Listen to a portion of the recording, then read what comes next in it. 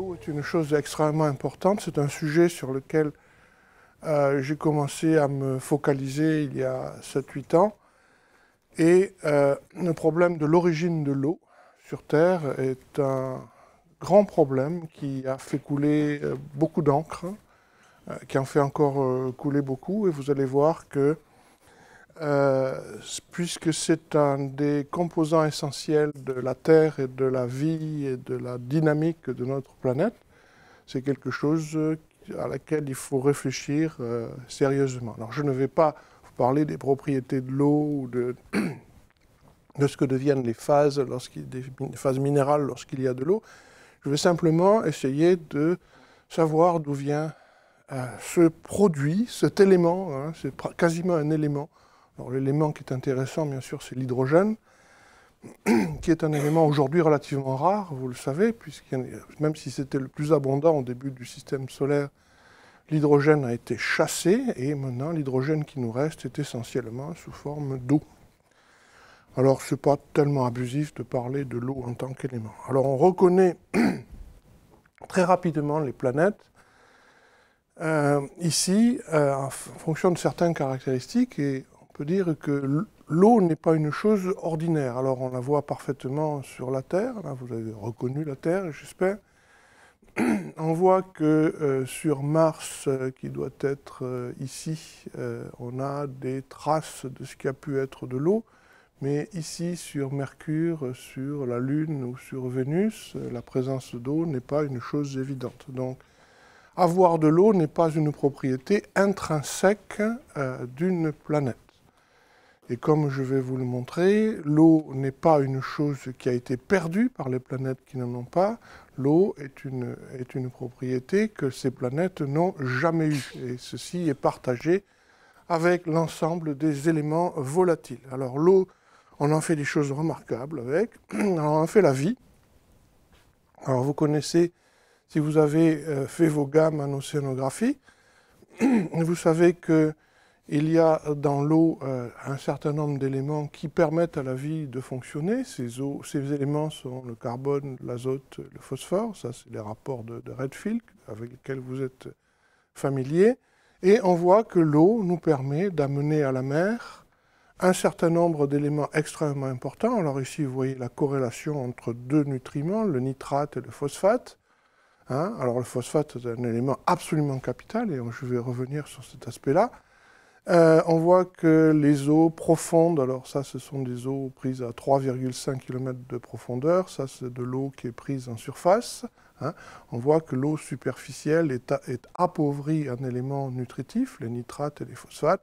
Pourquoi? Parce que la vie l'utilise. Alors l'utilisation, je veux dire, la plus fondamentale est probablement celle du cycle de l'énergie, avec l'adénosine triphosphate et l'adénosine diphosphate. Donc la phosphorylation, déphosphorisation, c'est la monnaie énergétique de la vie. Et puis, exact aussi dans les acides nucléique, vous voyez ici la double boucle, l'ADN, donc c'est une chose, le phosphate est transporté par l'eau et que cette importance est considérable. Alors je vais insister sur le phosphate un petit peu plus, parce que ça va nous amener à considérer l'eau dans un contexte beaucoup plus large que celui de produits chimiques. Hein. Si on n'a pas d'océan sur la Terre, si on n'a pas de continent, hein, c'est ça que je veux dire, si on n'a pas cette dualité continent et océan que fait la Terre, qui fait la caractéristique de la Terre, vous voyez qu'il va nous manquer un certain nombre de choses. Alors voici les flux d'entrée dans l'océan, voilà les rivières qui apportent le phosphore à l'océan. Vous voyez que c'est un plus, hein, c'est des moles par an qui sont ici.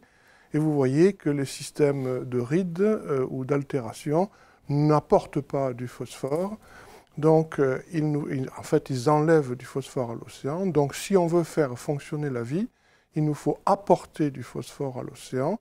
Si on veut apporter du phosphore à l'océan, la seule façon de le faire, c'est en ayant de l'érosion. Pour avoir de l'érosion, il faut avoir des continents émergés. Et donc, l'existence de parties émergées et d'un océan sont un des éléments essentiels de la vie. Donc, il nous faut un océan, Mais il ne faut pas qu'on ait un océan partout, hein, ce qu'on appelle un water world ou un monde océan. C'est une chose qui n'est pas bien pour les éléments nutritifs, puisque il n'y a pas d'érosion, donc on a du mal à amener du phosphore ou des nitrates à la mer. Et donc ceci remet l'eau au centre du système. C'est tellement vrai que si vous regardez la productivité aujourd'hui, la productivité biologique, donc là où on a du rouge, c'est l'endroit où on aura de la productivité organique. Alors vous éliminez bien sûr les upwelling équatoriaux, mais vous voyez que c'est partout au voisinage de l'océan, du continent, que vont se situer. Alors je triche un petit peu parce qu'il y a des upwelling qui sont ici, qui sont dus au pompage d'Ekman. Mais vous avez ici, dans des zones comme la mer du Nord, vous avez ces zones de fertilité. Donc il nous faut des continents. Et en quoi est-ce relié avec l'eau? C'est que l'eau va définir le régime géodynamique d'une planète. Alors avec deux types de comportements. Vous avez deux types de comportements qui vont caractériser par exemple Mars et la Terre. Hein. Un comportement dans lequel la couche superficielle est une couche qui se déforme. Hein, donc voici la couche limite superficielle, c'est froid. La plaque se plie, s'enfonce et on remplace cette plaque par du matériel chaud qui vient de la profondeur. En quelque sorte, c'est la surface, c'est la subduction des plaques qui va refroidir la Terre. Hein, c'est une chose extrêmement efficace. Si vous considérez, alors ça c'est le régime de tectonique des plaques, si vous considérez un régime de type martien, ce qu'on appelle celui de couvercle stagnant, eh bien vous avez dessus une croûte qui est incassable, on va voir pourquoi elle est incassable, et on a ici bien sûr une convection, il y a des gens qui prétendent qu'il n'y a pas de convection, je ne suis pas sur Mars ou dans Mars, je ne suis pas de cela, ça me paraît très difficile à imaginer, mais on voit ici effectivement une boucle de convection, mais vous voyez qu'on est limité dans l'évacuation de la chaleur ici par une couche limite, on est obligé de le faire en conduction et non pas par l'exposition de matériel chaud comme nous le faisons sur la Terre au niveau des rides ici. Donc on a cette convection qui est là, mais inefficace, qui est limitée par cette couche limite qui est là. Mars ne se refroidit pas, comme Mars ne se refroidit pas puisqu'il y a un noyau. Le noyau entretient notre champ magnétique. Le noyau, c'est un moteur thermique comme les autres. C'est comme quand le flic de Beverly Hills, quand on met une banane dans le pot d'échappement pour empêcher la chaleur de partir, eh bien, le moteur s'arrête. Mais là, c'est pareil. Si on a une convection qui ne permet pas au noyau d'évacuer sa chaleur, une chaleur qui est de façon primaire reliée à la radioactivité, le moteur du champ magnétique s'arrête. Alors là, c'est le désastre, on n'a plus de champ magnétique, on n'est plus protégé, on n'a plus de magnétosphère, on n'est plus protégé du vent solaire.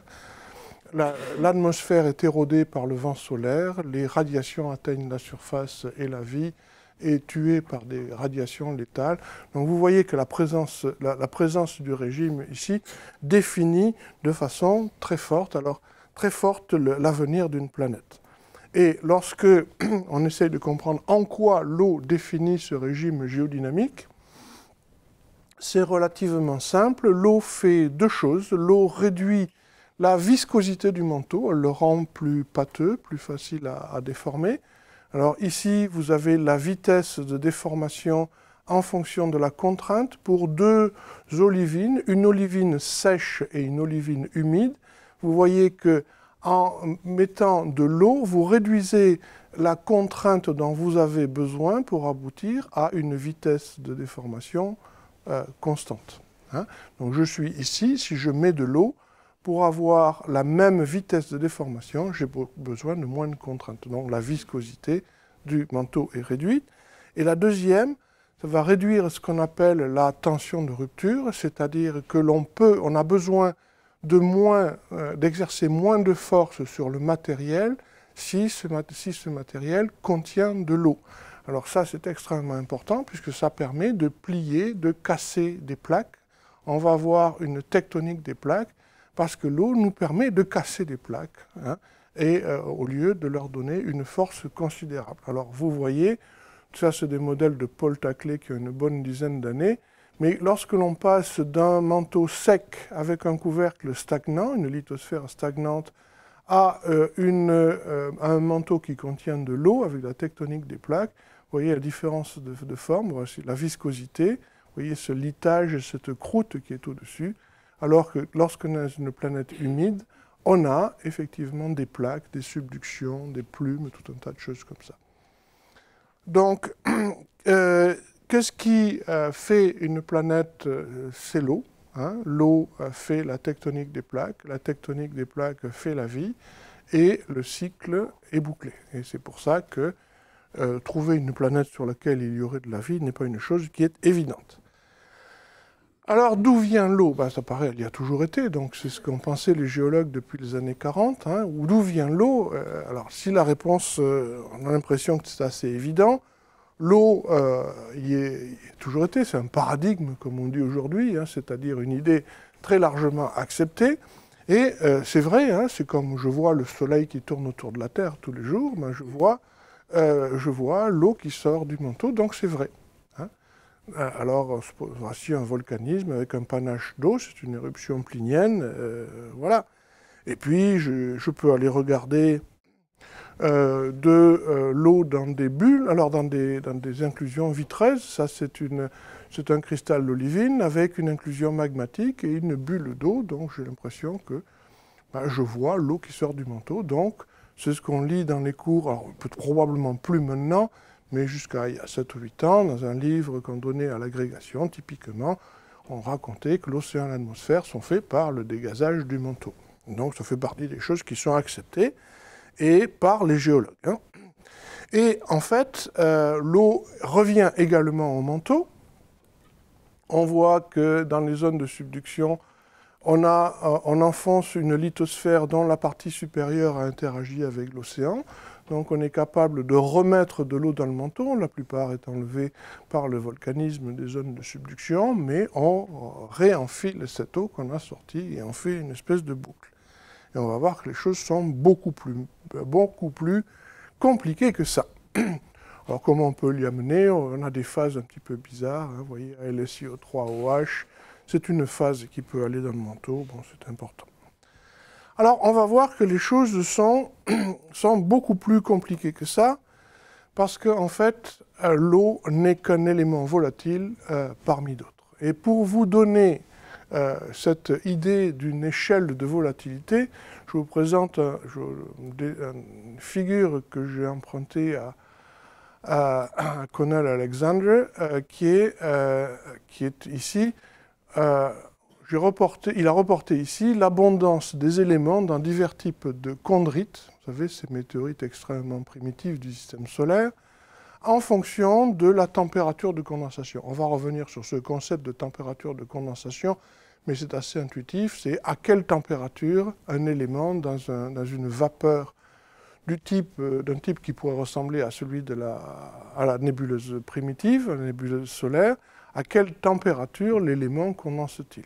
C'est assez raisonnable d'imaginer qu'il condense dans un intervalle de température relativement étroit. Donc, si on reporte cette température, vous voyez une grande corrélation. Alors, c'est normalisé à CI, vous allez vous demander, c'est les chondrites de type I.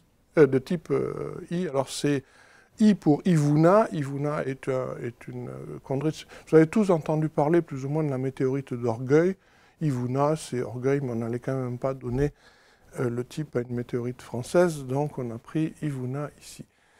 Ici, vous avez cette chondrite CI représente la composition de la photosphère. On prend la photosphère, on fait ça tous les jours, on enlève l'hydrogène, on enlève l'hélium, on enlève l'azote, etc., qui ne se condense pas, et encore même pas, dans la chondrite, et donc on divise, c'est une référence.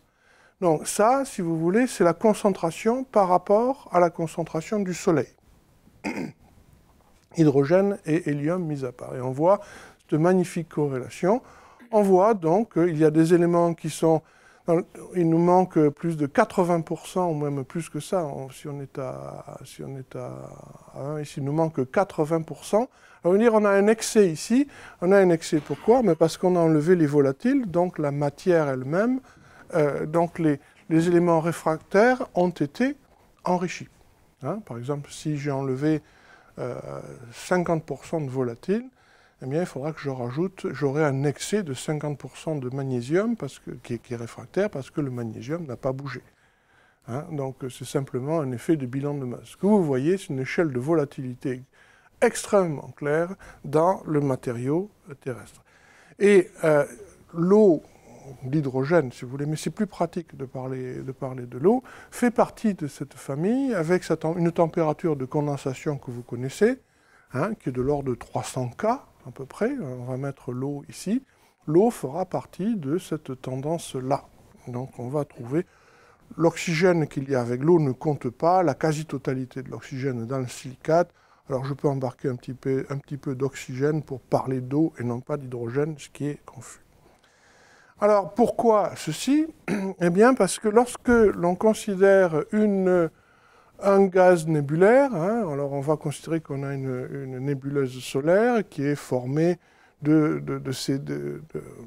c'est une nébuleuse planétaire qui est formée probablement de débris d'étoiles préexistantes, probablement des filaments de géantes rouges qui sont venus s'enrouler les uns dans les autres et qui se condensent pour une raison qu'on pourrait discuter et qui vont s'étaler, donc qui vont refroidir. Alors la raison du refroidissement, on l'a entendu hier, hein, c'est la radiation, mais c'est également la décompression adiabatique, le seul fait que la nébuleuse s'étale, hein, fait qu'il y a un refroidissement. Donc nous avons ici un refroidissement de la nébuleuse, et ici je le reporte en fonction de la fraction du matériau condensé, à l'exclusion de l'hydrogène, qui va faire 98%, quelque chose comme ça, et de l'hélium.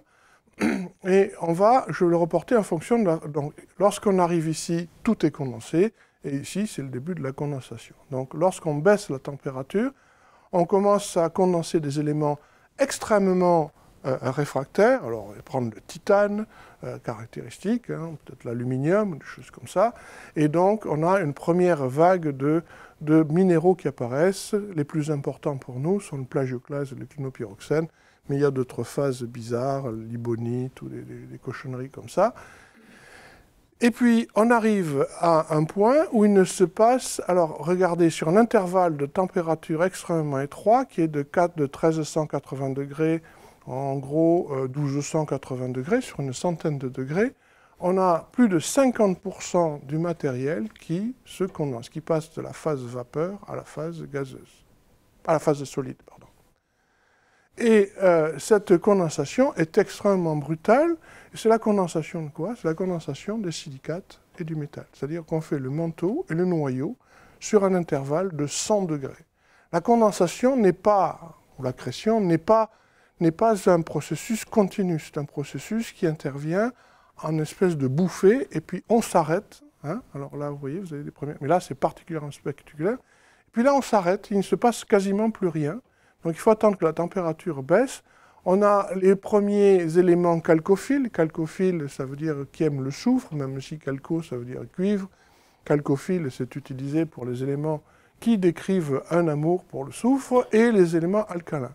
Puis là, vous voyez, il ne se passe plus rien, quasiment plus rien, sur plusieurs centaines de degrés. La condensation de la nébuleuse s'arrête, et il faut attendre qu'on arrive à 700 degrés pour reprendre la condensation des sulfures. Vous avez condensé le zinc, vous avez condensé le plomb, vous avez condensé des éléments comme le chlore ou des choses comme ça. Et alors là, on va recommencer à condenser. Et puis, l'eau n'est toujours pas en vue. L'azote n'est toujours pas en vue. Le carbone n'est toujours pas en vue. On n'a pas encore commencé à cristalliser aucun de ces éléments qui sont là. Donc, vous voyez, la leçon à retenir, c'est que la plupart de la fête se fait sans que l'eau ou l'azote soient invités, et elles ne sont pas là, ils sont encore dans le gaz, et on va fabriquer des planètes dans le système solaire interne qui vont se former sans qu'il y ait la moindre trace d'eau, d'azote, de carbone, etc., etc. Donc les planètes apparaissent comme totalement dépourvues de volatiles sur une très grande partie de l'histoire de l'accrétion. Et il faut attendre qu'on soit, alors l'eau va être, vous voyez, l'eau va être, on va mettre à 300 K, 400 c'est ici, donc l'eau va être par là. Hein, c'est par là qu'on va commencer à voir des choses. Alors c'est important.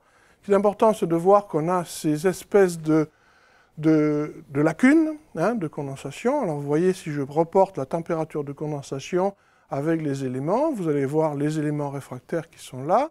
Puis, alors, les éléments très réfractaires, puis après, vous avez les éléments qui vont former le noyau et le manteau.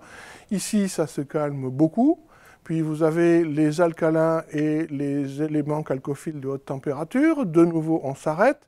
Les éléments chalcophiles de basse température, zinc. Alors, ici, vous aurez le cuivre. Ici, vous aurez le zinc et le plomb.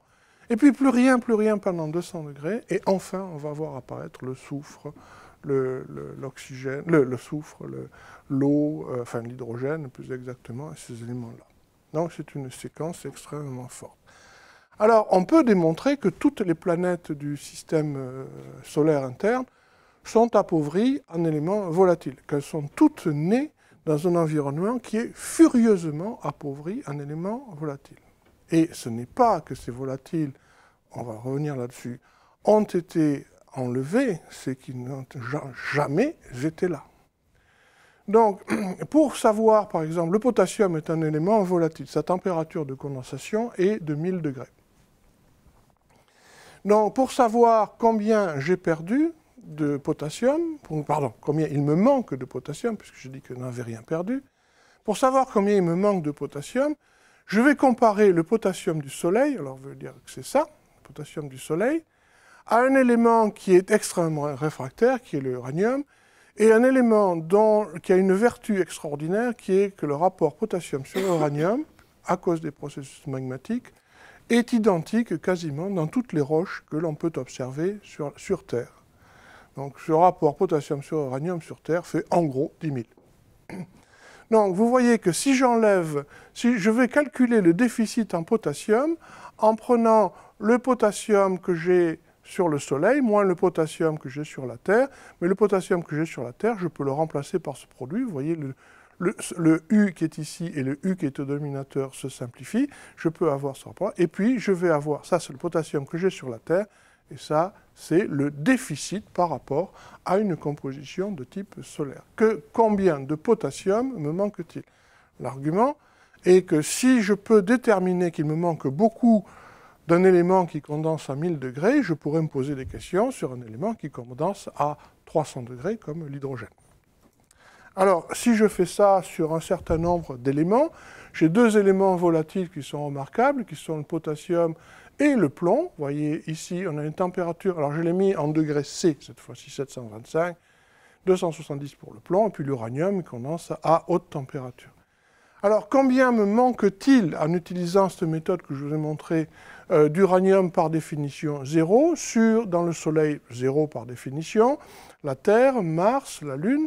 Vous voyez combien me manque-t-il de potassium? Il va me manquer 85% du potassium que j'aurais attendu sur une Terre qui avait une composition chondritique ou solaire. Hein. Il me manque 90% sur Mars et 95% sur la Lune. Si je prends le plomb, on a des chiffres à peu près comparables, qui sont encore pires, 97% sur la Terre, 97% sur Mars et 99,9% sur la Lune. La Lune est une planète immensément appauvrie en éléments volatiles, contrairement à ce que vous entendez, qu'on va bientôt pouvoir prendre des bains chauds sur la Lune. Eh bien, la Lune est en fait une planète qui est appauvrie dans tous les éléments volatiles et de façon féroce. Et ce n'est pas le seul. Vous pouvez prendre beaucoup d'astéroïdes. Vous avez la même réponse quand ils sont du solaire. Alors, la question que vous allez vous poser, c'est une planète à laquelle il manque 85% d'un élément qui condense à 725 degrés, ou 97% d'un élément qui condense à 270 degrés. Alors il y a un petit peu de plomb qui peut aller dans le noyau, mais ça ne change pas fondamentalement l'argumentation. Hein. Quelles sont les chances qu'elle ait de l'eau qui condense à 0 degré C? À basse pression, c'est la température de sublimation. La réponse, c'est très peu. Donc on peut se dire que si la Terre est née sans potassium, ou avec un tel déficit de potassium, elle ne pouvait pas contenir de quantité significative d'eau. Et alors on a cette échelle de volatilité. Vous voyez, si je reporte la concentration de la Terre par rapport à la concentration dans les CI, alors là, ils ont fait une correction au magnésium pour qu'on arrive bien à 1. Hein. Ici, voilà, c'est normalisé au magnésium pour comparer la volatilité. Alors vous voyez cette échelle des éléments volatiles qui sont là, elle est extrêmement régulière en fonction de la température de condensation. On met la température à laquelle 50% de l'élément est condensé, c'est pour ça que c'est un petit peu compliqué. Vous voyez cette décroissance extrêmement nette. La Terre est extrêmement dépourvue en éléments volatiles. Et si vous mettez l'eau sur cette tendance, ben, l'eau n'apparaît pas comme un élément exotique. Enfin, l'hydrogène de l'eau est un élément tout à fait bien civilisé, qui se comporte comme les autres. Ce n'est pas un élément bizarre, avec des propriétés magiques, etc. C'est l'hydrogène de l'eau, et contrairement à ce qu'on dit, une chose qui est tout à fait bien, qui a un comportement tout à fait normal. Et que c'est un comportement normal, je vais vous le montrer très facilement sur des météorites. C'est un truc que j'ai publié avec un certain nombre de collègues il y a quelques mois. Si vous reportez l'eau dans les chondrites, les différents types de chondrites en fonction d'un autre élément volatile, hein, voici l'eau en fonction du zinc, on va dire, mais vous l'avez divisé par calcium. Le calcium, c'est pour normaliser ces effets de perte de masse. Hein. On est sûr comme ça que le calcium est un élément réfractaire. Donc j'élimine l'effet de perte de masse. Et vous voyez que si je reporte l'eau en fonction du zinc, j'ai cette corrélation absolument superbe, hein, ici, montrant que l'eau, on ne va pas nous faire toute une histoire avec l'eau, ça fait partie des éléments volatiles. Éléments entre guillemets, puisque c'est bien sûr l'hydrogène de l'eau qui est l'élément important, étant entendu que l'oxygène qui est dans le système est essentiellement sous les formes de cycles. Alors vous voyez, ici les chondrites CI, ici vous avez les chondrites CM, ici vous avez les chondrites CO, et la Terre et les autres planètes, je l'ai mis ici, hein, c'est à ce niveau-là parce que c'est en bas ici. Donc on a cette belle corrélation montrant que l'eau n'a rien de magique. Alors, un élément qui peut nous permettre de dire que l'eau n'a pas été perdue, mais qu'elle n'a jamais été là, c'est qu'on ne peut pas expliquer un certain nombre de choses avec un modèle d'évaporation. C'est une chose qu'avait dit Midi Romayoun dans les années 90 et qu'on a ressorti avec Jean-Marc Luc en utilisant les isotopes du zinc. Enfin, Munir avait mis des limites, nous on a vu une corrélation. Voici le rapport de deux éléments, magnésium et zinc. Le zinc est volatile, le magnésium est réfractaire. Si je perds des éléments volatiles, ce rapport, donc quand je vais vers un milieu plus réfractaire, ce rapport doit augmenter. Donc volatile ici, réfractaire à droite. Je m'attendrai, si je perdais par volatilité, à perdre des isotopes légers en premier. Parce que les isotopes légers vont aller plus vite, et je vais les perdre en premier. Et c'est exactement le contraire de ce qui se passe. Ça, c'est le rapport 66 sur 64. L'isotope du zinc 66 est un isotope lourd. Et on voit que lorsque je vais vers la partie réfractaire, lorsque je perds des éléments volatiles, lorsqu'il me manque des éléments volatiles, je veux dire comme ça, eh bien, en fait, les isotopes s'enrichissent en éléments légers, ce qui est le contraire de ce que j'attendrais si je faisais une observation de volatilisation. Donc, on est bien clair, hein, il ne s'agit pas d'une perte d'éléments volatiles. Ces éléments n'ont jamais été là. Et alors maintenant, on va passer à autre chose qui est l'estimation de la quantité d'eau qu'il y a dans la Terre. Alors, l'eau, on sait qu'on se baigne dedans, on va à la mer, on va à l'océan. Et puis, il y a de l'eau dans le manteau. Alors, l'eau dans le manteau, on voit bien quel est son comportement. Alors ça, c'est Jackie Dixon qui a beaucoup travaillé sur ce problème-là. Et on voit que l'eau, non seulement c'est un élément, mais c'est un élément incompatible. Alors pourquoi? Vous portez, alors ça, ce sont des basaltes de rides.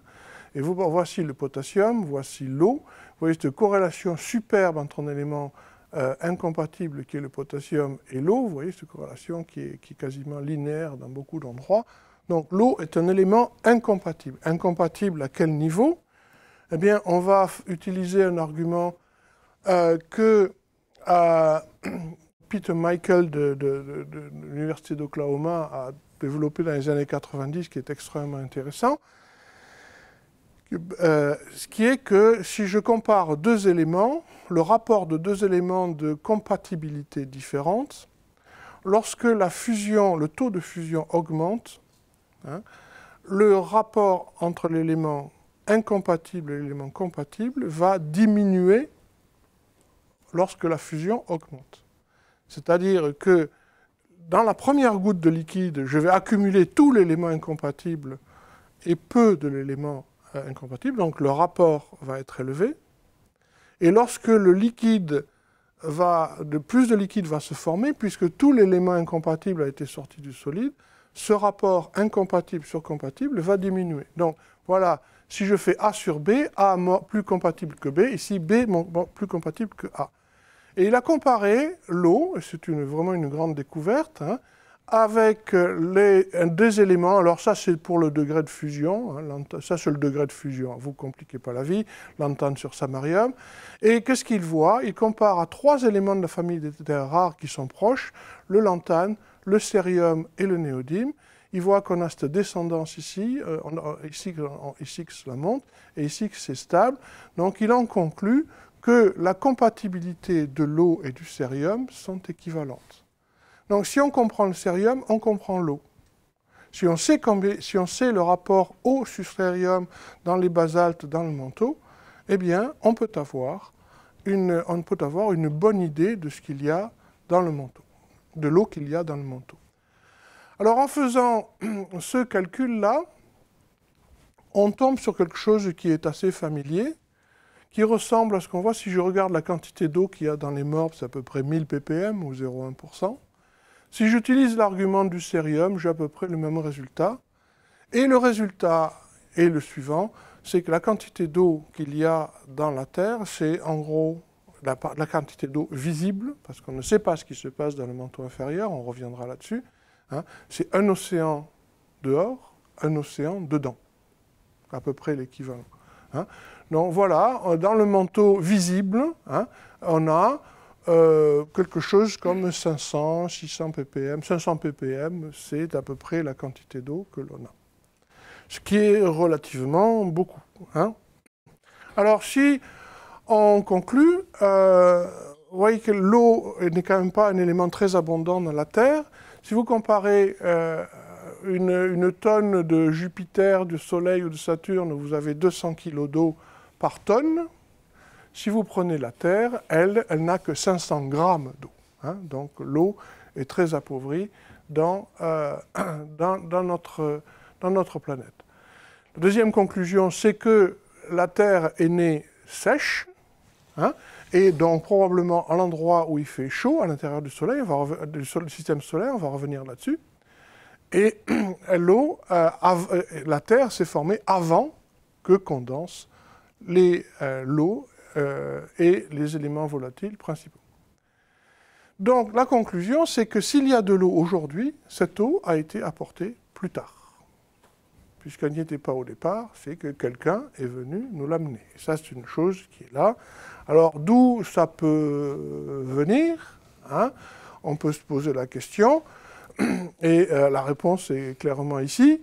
Voilà, si elle n'est pas dans le système solaire interne, elle vient du système solaire externe.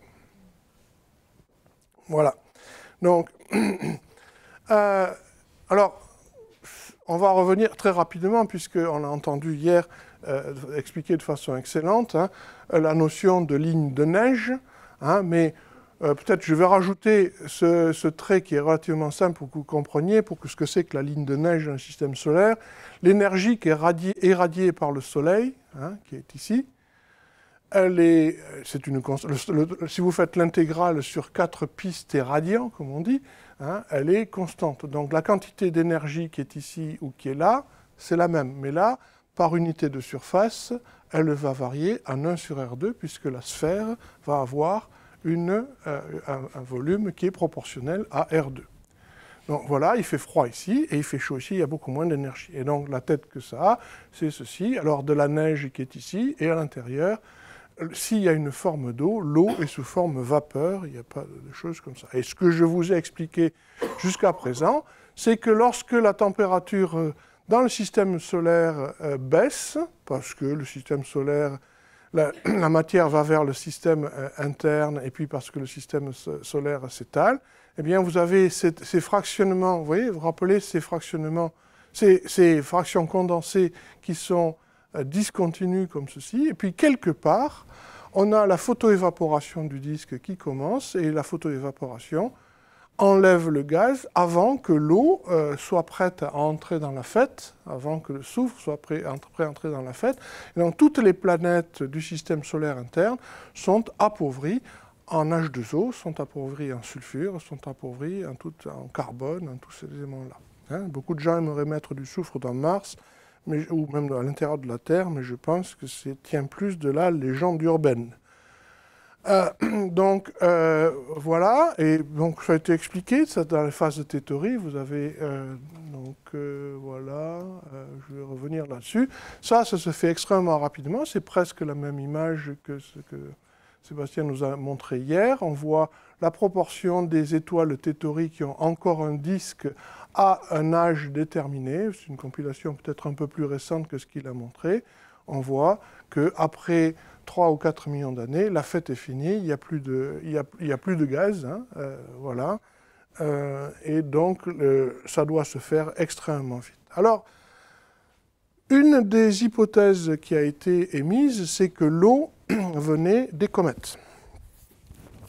Si l'eau vient des comètes, c'est une vieille idée qu'on peut attribuer à Owen, voilà, la comète de Halley qui est ici.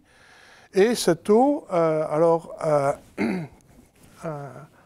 elle vient de la partie externe du système solaire. Alors, le nuage de Oort, il est extrêmement loin, c'est quoi? C'est 500, 600 années-lumière. Voici un disque comme ce qui a été décrit hier. Et on voit que la vapeur d'eau, enfin on voit qu'il y a de l'eau qui est ici. Alors le disque, ça c'est les températures, quand c'est chaud et quand c'est... Bon, voilà. Et vous avez beaucoup d'eau dans la partie externe du système solaire et cette eau est concentrée dans le plan équatorial. Alors une chose qu'on sait, c'est qu'à l'extérieur il fait très froid. Comment on le sait? On a des thermomètres, nébulaires. Hein. Probablement le plus remarquable, c'est celui, je ne sais pas si on vous a déjà dit ça, il existe deux types d'hydrogène H2 ou H2O, le para-hydrogène et l'orthohydrogène. Les petites flèches que vous voyez ici, c'est le spin, c'est-à-dire que l'atome tourne sur lui-même comme ceci. Et si vous faites un petit calcul de mécanique quantique simple, vous voyez qu'il y a 3 états équivalents, on va dire dégénérés d'orthohydrogène. C'est un triplet, et vous allez avoir un singlet de para-hydrogène. Donc vous avez en fait 2 hydrogènes dans la nature. Vous en rendez pas compte parce qu'à haute température, il y a énormément d'agitation. Mais quand on est à très basse température, hein, la distribution de l'hydrogène entre les 2 états se fait de façon dépendante de la température. Donc lorsqu'on est en dessous de 50 degrés K, en particulier sur les comètes que l'on peut observer optiquement, hein, vous avez ici, vous pouvez observer la proportion d'orthohydrogène et de para-hydrogène qui dépendent de la température et vous arrivez à vous convaincre que les comètes sont un objet de très très basse température, donc il se passe quelque chose. Et on attend, si on attend, ça c'est un diapo que j'ai piqué à Ed Bermin. Et si on regarde, alors on va avoir des fractionnements des isotopes du D sur H, hein, de deutérium sur hydrogène, entre l'eau, la vapeur d'eau. Hein, la vapeur d'eau, il y en a qui sort du disque qui est là. Hein, là, on peut observer dans les comètes la vapeur d'eau qui est au-dessus, qui est là. Et donc, on peut essayer de faire de la thermométrie avec le rapport D sur H.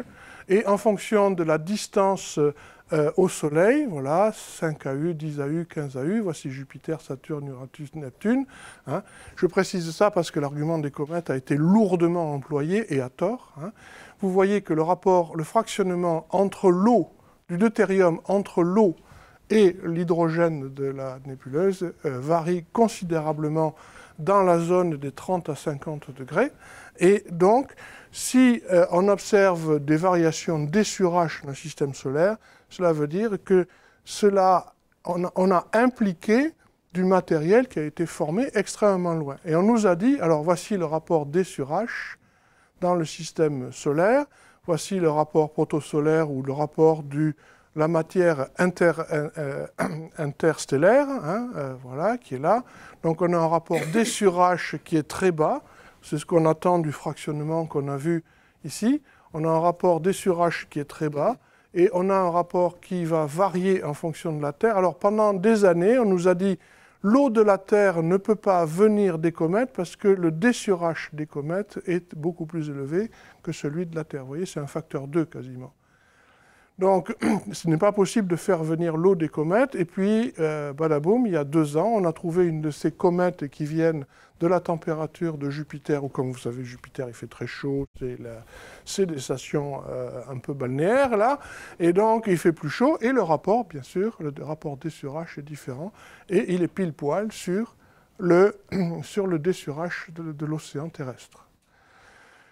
Donc ça nous ramène à une situation, on peut bien sûr faire venir l'eau des comètes à condition que ce ne soient pas des comètes lointaines de la ceinture de Oort, mais que ce soit des comètes qui soient proches, qui viennent de Jupiter, ou que ce soit des planètes de la zone qui est autour de Jupiter. Donc il semble que faire venir l'eau de la zone qui est entre Jupiter et Neptune, etc., est une chose qui est tout à fait raisonnable. Bon, je vais sauter ça parce que je l'ai dit.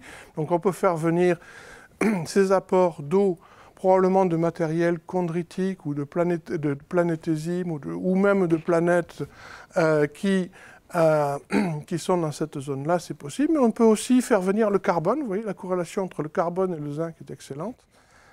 Alors ça me pose peut-être un problème. La corrélation avec l'azote n'est pas si mauvaise non plus. Donc tous les volatiles, c'est de l'importation. Ça ne vient pas de Chine, mais ça vient du système solaire externe. C'est assez... voilà. Donc en conclusion, voilà, je vous ai dit, toute la Terre est initialement appauvrie en tous les volatiles, à cause d'une condensation incomplète.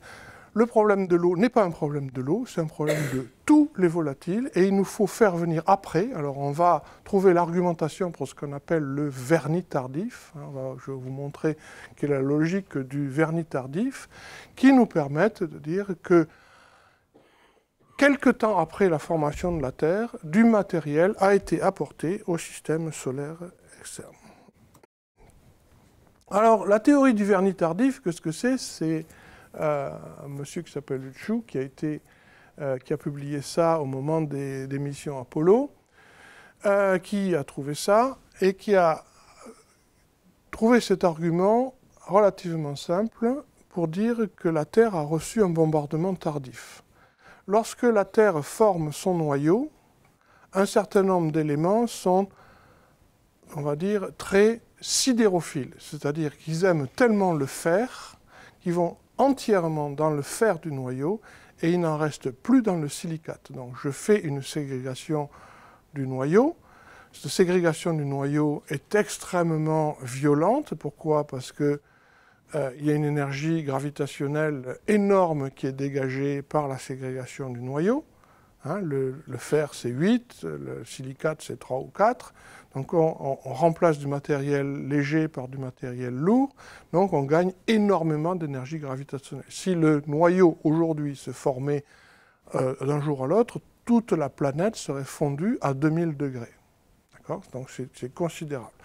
Donc c'est un processus qui se fait violemment, et dans ce processus, donc à chaud, on amène des éléments sidérophiles, et en particulier les extrêmes sidérophiles, que sont les éléments du groupe du platine, comme l'iridium, le platine, l'osmium, etc., etc. Ils ont des coefficients de partage métal-silicate de 10 puissance 5, ce qui veut dire qu'après formation du noyau, il ne doit plus nous rester le moindre fifrelin d'iridium dans le manteau.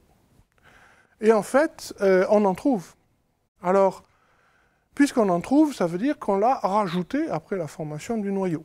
Alors on peut faire un petit calcul simple et on fait un rapport de la masse de ce qui a été apporté, le vernis tardif, hein, parce que c'est une espèce de couche qu'on pensait mince, je ne pense plus du tout qu'elle est mince, en ce qui me concerne, divisé par la masse du manteau, on peut faire ce petit bilan qui est là. Et si je me base sur l'iridium, je dis c'est 0,5%. 0,5%, il n'y a pas de quoi écrire à la maison, c'est une petite quantité de matériel chondritique, et c'est l'idée qui a dominé la littérature pour pratiquement 30 ans. Alors on peut voir ça sur un certain nombre. Voilà. On voit une chose qui est remarquable, que, alors ici, ça c'est le PUM, c'est Primitive Upper Mantle. Okay, c'est la Terre. Ça, c'est LM, c'est le manteau lunaire. Hein. Et donc, je divise par rapport au chondrite qui est là. Alors, je peux en déduire, vous voyez, 1 10 moins 2, le chiffre que j'ai donné tout à l'heure de 1 10 moins 2 par rapport au chondrite, ou un petit peu moins de 1 10 moins 2, vous donne la proportion de matériel qui a été ajoutée. Et si besoin était, vous prouve que les abondances d'iridium, de rhénium, d'osmium, iridium, ruthénium, platine et palladium ne peuvent pas être dues à la ségrégation entre le noyau et le silicate, puisque vous voyez que c'est une horizontale, alors que les coefficients de partage entre le silicate et le fer varient par plus d'un ordre de grandeur. Donc, si c'était un fractionnement fer-silicate qui avait créé ça, on devrait trouver un zigzag. Donc, la seule interprétation qu'on peut avoir sur cette horizontale, hein, c'est qu'on a vidé le manteau de ces platinoïdes et on l'a remplacé par l'apport de matériel chondritique. Donc, on avait un manteau sans platinoïdes et on a rapporté des chondrites, ce qui fait que quand on divise le manteau par les chondrites, qui est là, on a quelque chose qui est plat. Pareil pour le manteau lunaire, hein, on a un apport, mais alors l'apport est beaucoup moins important. Vous voyez que le manteau lunaire est à peu près 40 fois appauvri en éléments extrêmement sidérophiles. Mais l'indication qu'il y a eu un bombardement tardif est extrêmement forte. Alors ces proportions, c'est une chose que je vais mettre. Alors je vais faire sauter ça parce que, en fait, Sébastien l'a montré hier, hein, et ça ira plus vite. Alors, la vue standard du late veneer, du vernis tardif, elle est là. Hein, c'est qu'on a, c'est la diapo que j'ai déjà montrée, on a à peu près 0,5% de matériel apporté. Alors, je me suis posé la question de ça. Voilà. Et on a ce papier d'un Icarus là, qui vient de sortir avec certains de mes collègues. En fait, cette limitation à 0,5% ne me permet pas d'apporter suffisamment d'eau pour justifier l'eau de la Terre. Alors, comment se débrouiller avec ça? Alors, on fait un certain nombre de remarques. Lorsqu'on a un impact, eh bien, ça va faire des dégâts. Il va y avoir, l'impacteur, il va lui arriver des choses très désagréables. Alors, l'impact, alors il faut savoir, ça paraît assez intuitif, la vitesse d'impact est au moins égale à la vitesse d'échappement. La vitesse d'échappement d'un objet sur la Terre, c'est 11 km par seconde. Hein. Donc, si un objet, c'est l'énergie cinétique dont on doit disposer au départ, qui nous permet de compenser l'énergie gravitationnelle dont on a besoin pour sortir du champ de gravité. À l'opposé, si je pars de l'infini, eh bien, lorsque je tomberai sur la Terre, je tomberai au moins à la vitesse d'échappement. Alors ça, c'est une chose qui est considérable, 11 km par seconde. C'est plus grand que la vitesse sismique, ce qui est assez intéressant. Donc ça veut dire que l'énergie n'a pas tellement le temps, c'est pas facile pour l'énergie de s'échapper du front d'impact. Hein. Et si je regarde un impact, mettons, à 20 km par seconde, c'est-à-dire que l'objet était à peu près à 8 km par seconde, je vais avoir 200 millions de joules par kilo qui sont libérés par l'impact. Je compare avec l'énergie de volatilisation qui est de 5 millions. Je me dis, oulala, une grande partie doit être volatilisée. Alors, une partie est volatilisée, tout n'est pas volatilisé parce qu'une grande partie de l'énergie s'échappe quand même dans une onde de choc. Et vous allez former du liquide et de la vapeur en grande quantité. Les impacteurs qui arrivent sur la Terre doivent être largement fondus et largement volatilisés. Donc l'idée n'est pas que les chondrites qui arrivent sur la Terre se posent gentiment, atterrissent comme des petits martiens dans leur véhicule, mais que le truc s'écrase et qu'il y ait des choses qui partent dans l'atmosphère, que probablement une grande partie du matériel va directement jusqu'au noyau s'il s'agit de métal, et on a... Alors, quel type de matériel peut arriver sur la Terre ? On a besoin de comprendre, donc je vois que je vais avoir de la vapeur qui va se former, mais je vais commencer par me poser la question du type de matériel qui peut être importé sur la Terre. Alors, une chose que vous connaissez, que vous avez peut-être vu, qui est un diagramme super, c'est Doug Grumble qui m'a donné ces données. Méchamment, j'ai gardé parmi les 800 chiffres qu'il m'a donné, il y en a un qui sort de la ligne parfaite qui est ici. Hein? Et donc, on voit qu'on a un fractionnement isotopique de l'oxygène dans les processus naturels terrestres qui est extrêmement régulier. En gros, ce que ça veut dire, ça, c'est ce qu'on appelle la ligne de fractionnement terrestre pour les isotopes de l'oxygène. C'est-à-dire que si on a un effet sur le rapport O18 au 16, hein, ce que représente un delta, vous le savez, j'espère, la plupart d'entre vous, un delta, c'est une déviation en pour 1000 hein, par rapport à un standard parfaitement arbitraire qui est l'eau de mer. Donc, c'est l'enrichissement en O18 par rapport à une référence qui est l'eau de mer. Pareil pour l'oxygène 17. Donc, un fractionnement naturel dû au processus thermodynamique, biologique, cinétique, tout ce que vous voulez, c'est que si vous avez un effet d'une certaine quantité sur O18, O16, pour lequel la différence est de 2, l'effet sera la moitié hein, sur O16, O17. Donc je dis ici, tout effet sur O18, O16 sera le double de O17, O16. Vous voyez que cette loi est extrêmement bien respectée. Alors, il y a des nuances sur les 0,516, 0,523, mais on ne va pas entrer là-dedans. Et ça se voit bien, ça se voit bien dans les différents objets. On va essayer maintenant d'identifier les impacteurs avec ça. Hein, vous voyez la droite de fractionnement terrestre.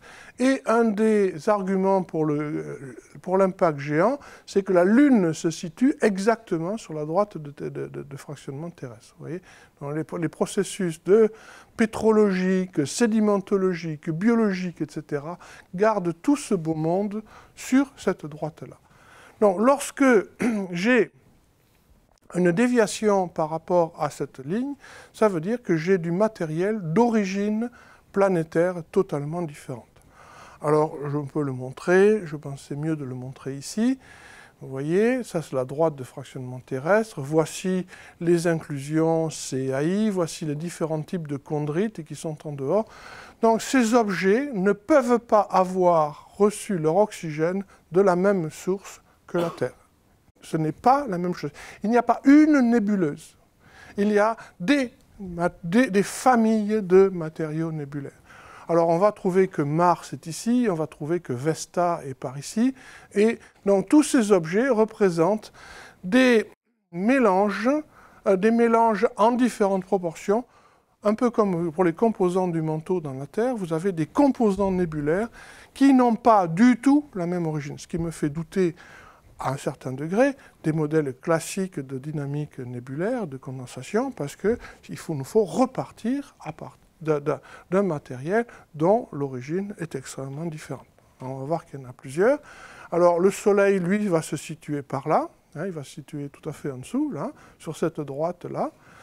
Ça, c'est CCM, ça veut dire Carbonaceous Chondrites, et puis AM, ça veut dire, et les inclusions réfractaires qui sont par là. Hein, voilà. Et vous avez les chondrites qui vont être dans différents endroits. Au passage, les chondrites en statite sont sur la droite terrestre, ce qui est une chose extrêmement intéressante. Alors j'ai fait une projection bizarre, juste pour être intéressant. J'ai pris une autre coordonnée, hein, j'ai pris deux systèmes de coordonnées. Une coordonnée qui est le long du fractionnement thermodynamique et une coordonnée perpendiculaire qui va nous donner, pas perpendiculaire, mais qui va être indépendante et qui va nous permettre de voir alors, le fractionnement dépendant de la masse et le fractionnement indépendant de la masse. C'est celui qui est lié à une origine différente du matériel. Alors vous voyez que pour expliquer le matériel de la nébuleuse, il nous faut au moins 3 composants qui n'ont rien à voir l'un avec l'autre. Il nous faut un composant qui soit situé du côté des chondrites ordinaires, qui domine dans la fabrication de la Terre. Il nous faut un composant qui soit du côté des chondrites carbonés et qui a amené toute l'eau, tous les éléments volatiles. Et il nous faut un autre composant dans les chondrites carbonés qui soit similaire à Allende, ou alors un mélange avec des choses comme les CM, comme Murchison, etc. Mais il nous faut absolument, on ne peut pas faire avec moins de 3 composants nébulaires différents dans la nébuleuse solaire. Et un d'entre eux nous a amené l'eau, c'est celui qui est là, ce sont les CI. Hein, vous voyez, vous savez que un diagramme comme ça, je ne peux pas le faire avec 2 composants, je ne peux certainement pas le faire avec un composant. Voilà où est la Terre, où est la Lune, les chondrites instatiques sont ici, et donc je peux expliquer ça. Alors maintenant, je sais que j'ai amené un matériel qui contient des CI, ou un mélange de CI et de CV, je ne sais pas, sur la Terre. Je reviens à mon histoire du départ, qu'est-ce qui lui arrive? Eh bien, ça va se volatiliser. Alors, la volatilisation dépend de l'angle de l'impact. Si j'ai un impact vertical, alors quand c'est en jaune comme ça, c'est le taux de volatilisation. Quand c'est en bleu, c'est simplement, si j'ose dire, fondu. Donc, en fonction de l'angle d'impact, on va avoir plus ou moins de fusion. Pourquoi? Parce que si je suis en oblique, l'énergie peut s'échapper sur le côté. Si j'ai une frappe de plein fouet, c'est la différence entre frotter la voiture d'à côté au parking ou se prendre un platane de plein fouet. Bon, c'est à peu près ça. Non, vous avez ici, et le degré d'impact le plus probable, le degré d'impact moyen, c'est 45 degrés. Le degré qui fournit le plus de probabilité, c'est celui-là. Donc, vous voyez qu'on va obtenir un impact, une taux de volatilisation qui sera extrêmement important, et que je peux avoir ici donc une volatilisation, une fusion, alors que ce qui va se passer, une grande partie de l'impacteur va être fondu, son fer va aller directement dans le noyau terrestre, et c'est la partie volatilisée qui va fournir le fameux Leitvinir pour les éléments super sidérophiles. Toute l'eau, bien sûr, va rester en surface. Donc, si je fais ça, je ne suis plus contraint par l'iridium pour déterminer la quantité d'impacteur tardif. C'est simplement la partie volatilisée de l'impacteur qui va ensemencer le manteau en iridium. Donc, je peux imaginer que j'ai beaucoup plus de 0,5%. En particulier, beaucoup plus de 0,5% de matériaux de type chondrite hydraté pour amener l'eau dans le système solaire.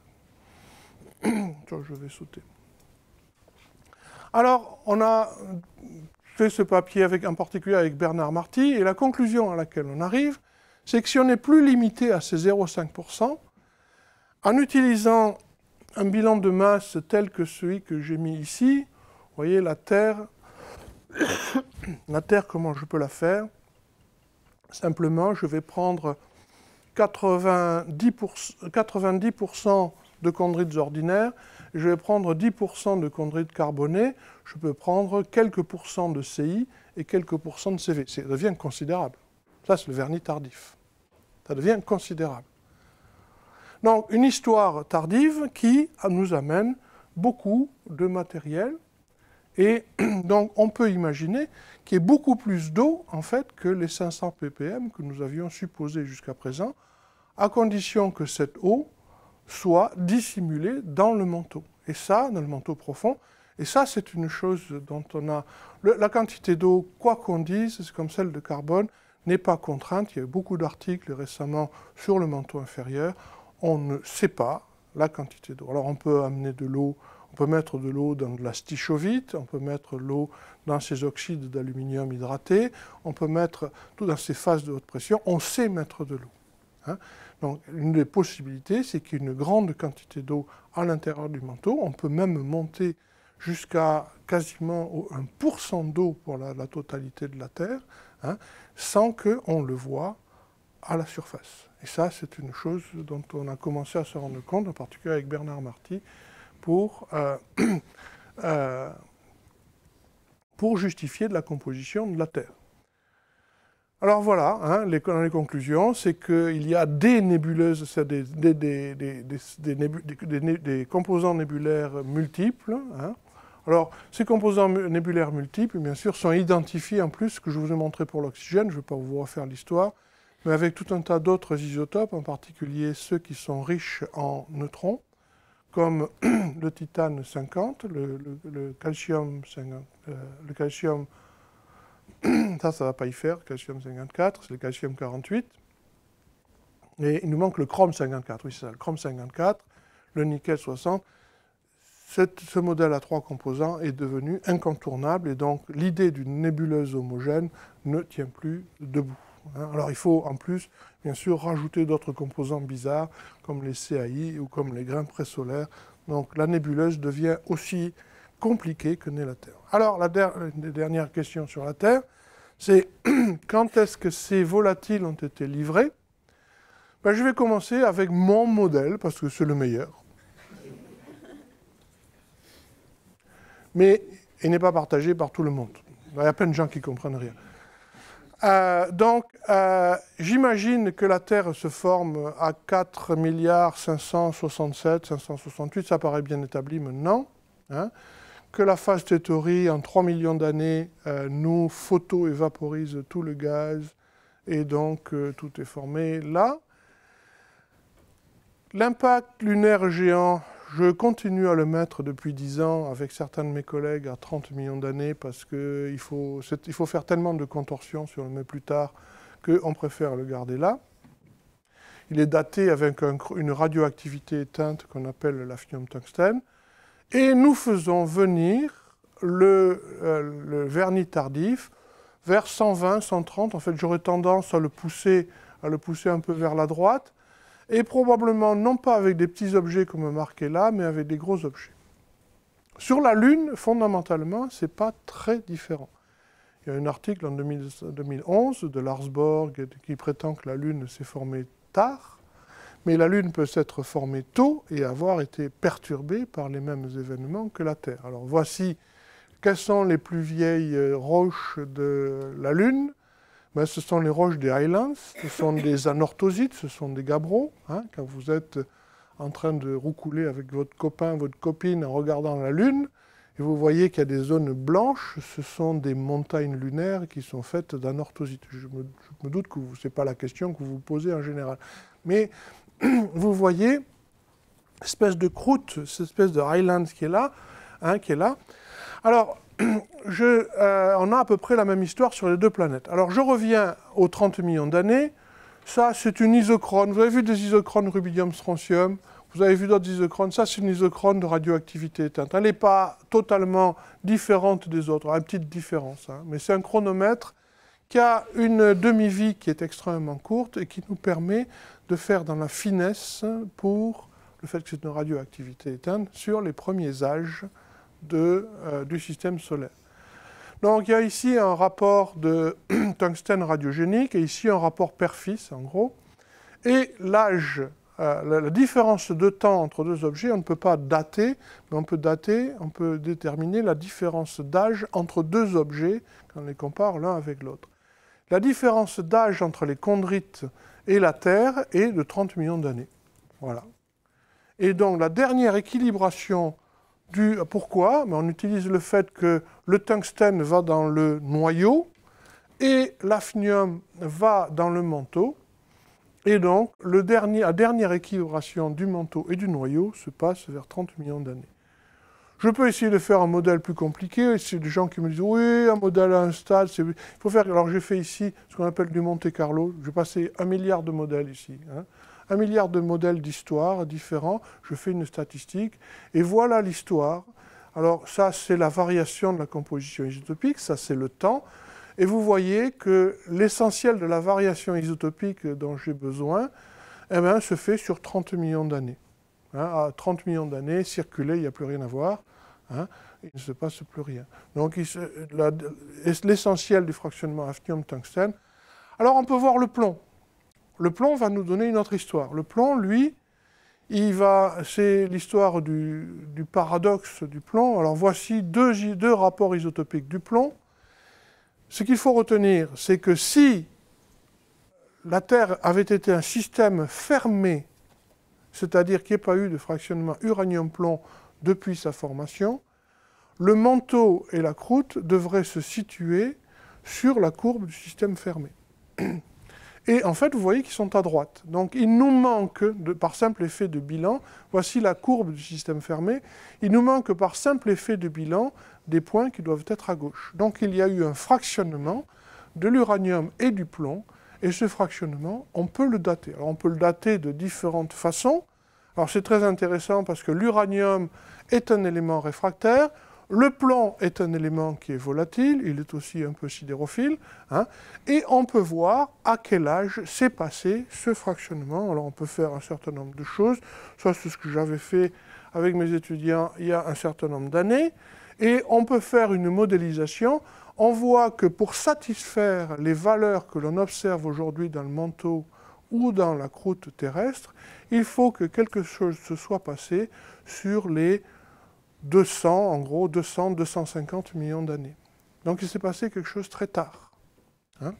Alors, si je le fais de façon simple, en imaginant que c'est un seul événement, vous comprendrez l'origine du 120 millions d'années, voici ce même diagramme. La seule chose que vous devez regarder, c'est ici, alors vous avez la variation du rapport uranium sur plomb, le manteau qui est la croûte ici, et ça c'est l'âge. Alors vous avez ici 100 millions d'années, 150 millions d'années, 200 millions d'années. Donc si j'ai besoin que les volatiles et les réfractaires aient été fractionnés de façon majeure sur l'ensemble de la Terre, il y a 120 ou 150 millions d'années. C'est incontournable, on ne peut pas faire autrement.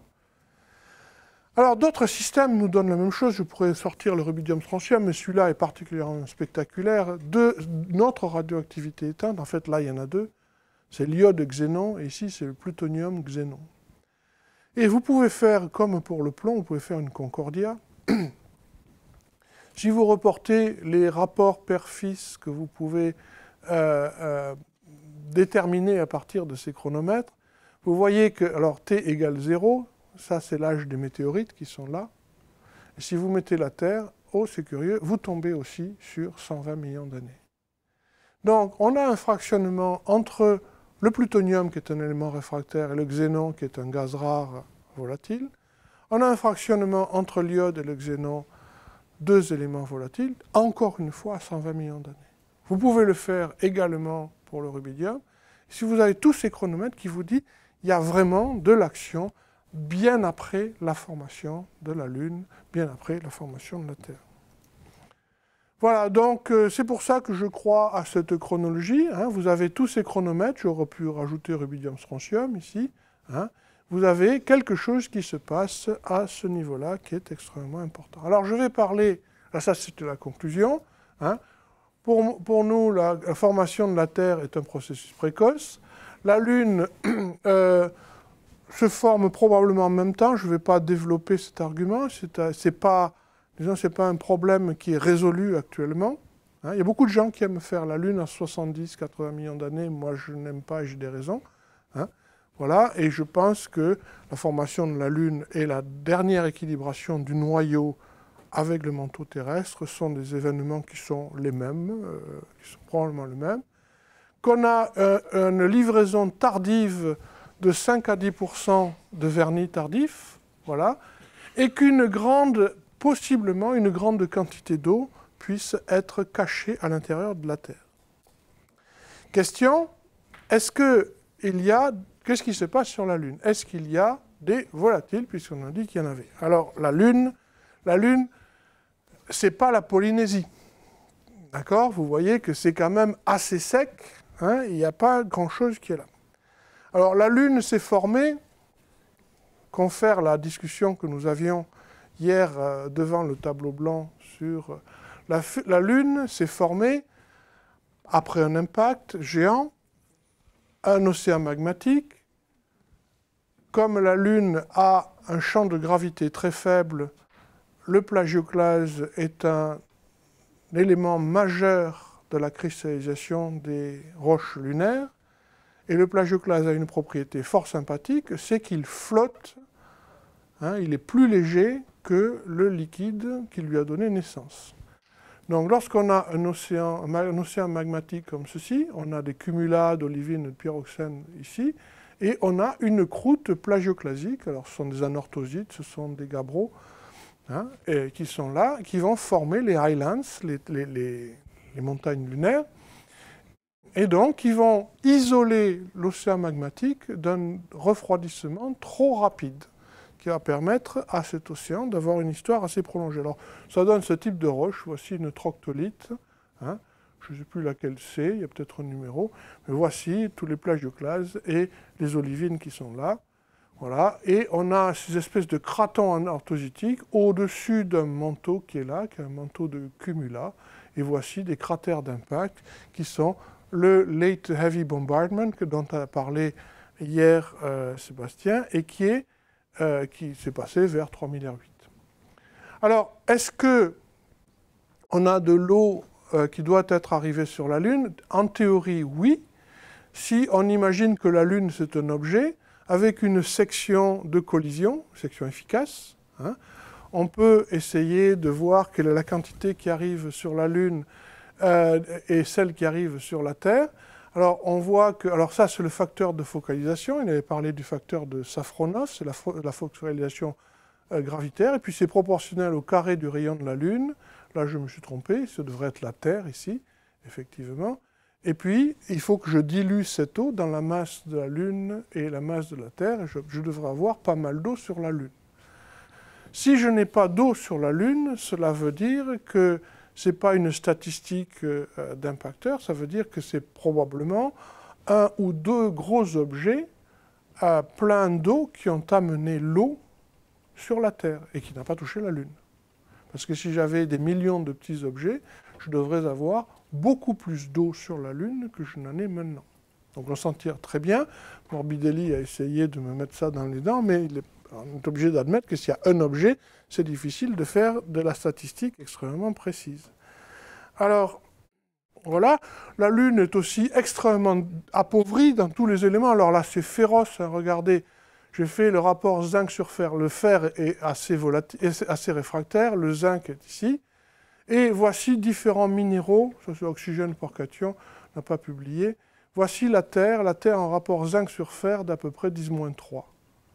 La Lune a un rapport zinc sur fer de presque 10-6. Donc ça manque de zinc, mais non, alors l'eau, s'il n'y a pas d'eau sur la Lune, c'est pas qu'elle a été perdue. Parce que si on avait perdu l'eau, on aurait gardé les éléments plus lourds. L'eau, on peut imaginer que soit sortie du champ de gravité lunaire.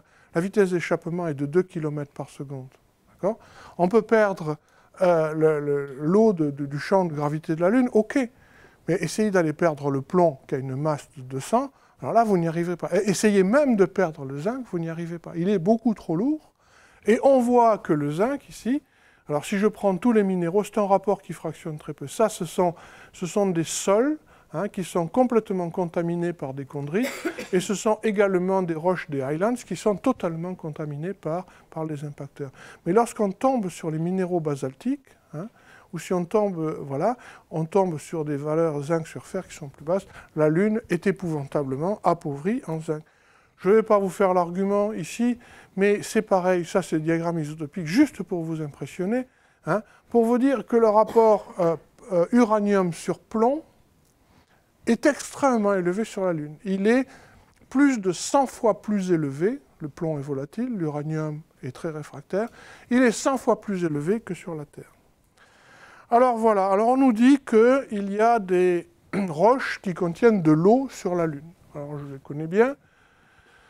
Voilà, et il y a effectivement des roches qui contiennent de l'eau. C'est une manip qui a été très rusée. Ils ont pris une roche particulière, je vais vous montrer qu'elle est particulière, ce qui s'appelle le sol orange. Pour les géologues, c'est une pyroclastite, c'est une fontaine de lave qui a libéré tout un tas de billes de couleur orange. Et dans ces billes, il y a des cristaux d'olivine. Et dans ces cristaux d'olivine, il y a des inclusions vitreuses. Alors c'est extra, parce que lorsque un basalte est émis sur la Lune, on a mesuré l'eau dans les basaltes sur la Lune, mais le basalte se dégaze, il est dans le vide et l'eau est perdue. Donc on ne peut pas utiliser ça facilement. On voit quand même qu'il n'y a pas dû y avoir beaucoup d'eau, il n'y a aucune phase hydratée, il n'y a rien dans les basaltes lunaires, jamais. Hein. Alors ils ont pris des inclusions vitreuses et ils ont analysé l'eau dans l'inclusion vitreuse. Et ils ont obtenu des quantités d'eau qui sont assez considérables. Alors on va dire, ouais, ça veut dire qu'il existe effectivement de l'eau. Alors voici ce qu'il y a normalement sur la Lune. On a quelques ppm d'eau dans les basaltes, alors que là, ils ont trouvé des centaines de ppm, même au-delà, mais il y a autant d'eau dans le sol orange, comme on l'appelle, qu'il y en a dans un morte terrestre. Donc, le manteau lunaire peut être aussi hydraté que le manteau terrestre. Alors, il faut quand même rester raisonnable. Alors, voici un astronaute, Harrison Schmitt, qui est encore vivant. Je suis très fier de dire que j'ai un petit peu discuté avec lui. C'est drôle de discuter avec un gars qui a marché sur la Lune. Ça fait quand même un petit truc. Je dis, le mec est allé là-haut. Moi, ça... Voilà. Et donc, avec sa petite voiture, ils ont en fait... Ce sol orange n'a pas été trouvé par hasard. Ils l'ont vu depuis l'orbite. C'est pas une chose... Alors ça, c'est le cratère de... Comment il s'appelle? De Chotti, je ne sais plus quoi. C'est un cratère exceptionnel, qui est très jeune, 30 millions d'années. Pour la Lune, c'est rien du tout. Et ils sont allés voir, ils ont pris leur petite bagnole, comme tout le monde, voilà, ils sont fait leur sortie le dimanche, ils sont allés voir le sol orange, ils sont allés le ramasser. Et alors, quand vous avez remarqué, si vous enlevez la voiture, vous avez l'impression que sur la Lune, tout est en noir et blanc. Vous avez l'impression, à cette époque-là, ils n'avaient pas inventé la couleur, bien sûr. Donc, et ils sont allés voir de près, et voilà ce qu'on voit. On voit le sol orange, ici, ils ont prélevé, voici les échelles de couleurs. Et voici la tête qu'a ce sol orange. Donc c'est un objet extrêmement bizarre qui ne se trouve que là. Alors je mens parce qu'il y en a un autre, c'est le sol vert, qui est le vert et qui contient aussi un petit peu d'eau, beaucoup moins que le sol orange.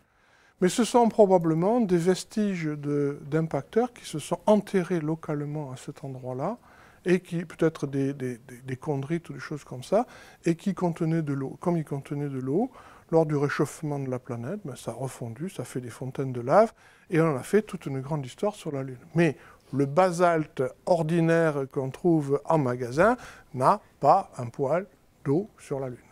D'accord ? Ça, c'est un truc extrêmement spécial. Donc, je vous parlais de 500 grammes d'eau, au moins 500 grammes d'eau par tonne sur la Terre. Là, on a moins de 8 grammes. Et cette eau, là où on la trouve, c'est probablement des comètes qui l'ont apportée. Hein, d'après le rapport d'Essurach, c'est la chose. Alors sur Mars, je vais sauter. Voilà, et le truc rigolo sur lequel je vais terminer, c'est Vénus. Où sont les océans de Vénus? Pourquoi y a-t-il pas... Alors la réponse, c'est que si l'eau est arrivée sur la Terre grâce à un seul objet, Vénus a loupé la livraison. Et alors Vénus, c'est très rigolo. Vénus, contrairement à ce qu'on dit, il n'y a pas de tectonique des plaques, ça se voit très bien. Ça, c'est les Toulousains qui ont fait ça, c'est un papier assez extra, qui a été fait il y a une vingtaine d'années déjà. Ça, c'est la topographie, c'est l'histogramme des altitudes sur les deux planètes. Voici la Terre, et vous reconnaissez deux pics sur l'histogramme, vous reconnaissez les plaines abyssales, et vous reconnaissez les grandes steppes d'Asie ou de Patagonie, ou je ne sais pas quoi. Vous voyez les continents et les océans. Ça, c'est la tectonique des plaques. Regardez Vénus, il n'y a qu'un pic. Il n'y a pas de tectonique des plaques. On peut me raconter ce qu'on veut. Hein. Il n'y a pas les deux pics de la tectonique des plaques. Il n'y a pas la dichotomie océan-continent. Donc, qu'est-ce qui s'est passé sur Vénus? Il y a peut-être eu de la tectonique des plaques.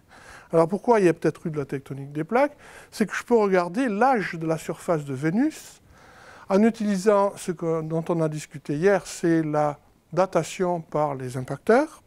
Hein. Et voici les âges, si on fait une correction pour la livraison des impacteurs, etc., par rapport à la Lune. Je prends la courbe de cratérisation de la Lune, j'en déduis des flux d'objets, et je fais la correction pour la position d'un système solaire, et je date la surface de la Lune, de Vénus. Regardez ces âges qu'on a. Ça, c'est un des grands mystères du système solaire, c'est la surface de Vénus. Tout ce qu'il y a avant 700-800 millions d'années a disparu. Alors peut-être qu'il y avait de la tectonique des plaques, peut-être qu'il y avait des océans, des continents, peut-être qu'il y avait des gens qui faisaient des conférences dans des salles de cours expliquant la tectonique des plaques à des étudiants. Mais tout ça, ça a disparu. Alors comment a-t-on pu faire disparaître ça? Une des idées qu'on peut avoir, c'est qu'il y a peut-être eu de l'eau. Tant qu'on n'a pas d'échantillon, tant qu'on n'a pas les autres éléments volatiles de Vénus, on ne le saura jamais. Peut-être qu'il y avait de l'eau, mais que cette eau est partie totalement à l'intérieur du manteau terrestre, du manteau vénusien, l'a rendu tellement fluide qu'il a été instable, que la lithosphère a disparu, a été engloutie, et que tout a été resurfacé il y a 700, 800, 900 millions d'années. Donc on ne saura jamais rien, il n'y a plus de champ magnétique sur Vénus, on ne saura jamais s'il y en a eu, enfin jamais, on n'a pas d'idée puisqu'il n'y a pas de témoins plus vieux qu'un milliard d'années. Donc on ne sait pas, les 3,5 premiers milliards d'années de l'histoire de Vénus sont engloutis à jamais. Donc on ne saura pas ce qu'était cette planète. Voilà, je crois que je vais m'arrêter là-dessus, sur cette belle image de l'Islande, par une belle journée. Voilà, je vous remercie.